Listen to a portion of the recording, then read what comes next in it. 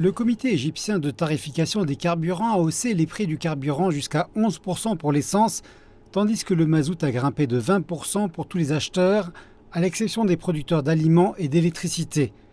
Le gouvernement a cependant laissé le prix du diesel inchangé, une mesure peut être destinée à ralentir la hausse des prix du fret et du transport de masse.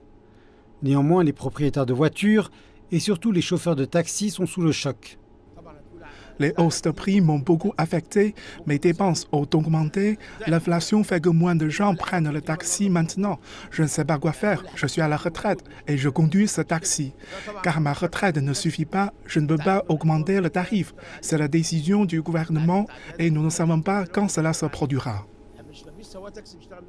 La société de transport Uber a augmenté ses tarifs 2 fois en un mois pour suivre les nouveaux prix de l'essence.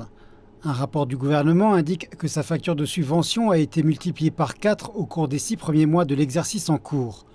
Pour obtenir un prêt de 3 milliards de dollars américains convenu avec le FMI, l'Égypte s'est engagée à augmenter les prix du carburant conformément aux marchés mondiaux du brut. Lorsque les prix du pétrole ont grimpé en flèche après le déclenchement de la crise russo-ukrainienne, le gouvernement égyptien n'a pas décidé d'augmenter le prix du carburant pour soutenir ses filets de sécurité sociale. La fixation du coût du carburant ainsi que la dévaluation de la livre ont exercé une énorme pression financière sur le gouvernement. Ceci compense cela maintenant que le marché est un peu plus stable.